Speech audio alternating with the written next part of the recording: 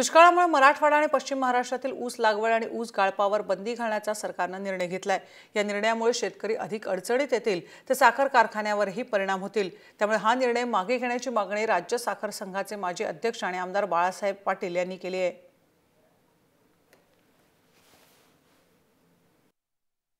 ऊसालाही ठिबक सिंचनाचा वापर केला पाहिजे। ज्या ठिकाणी ठिबक सिंचनाचा वापर केला जाणार नाही अशा ऊस उत्पादकांना किंवा कारखान्यांना त्या ठिकाणी गाळपाची परवानगी देण्यात येणार नाही।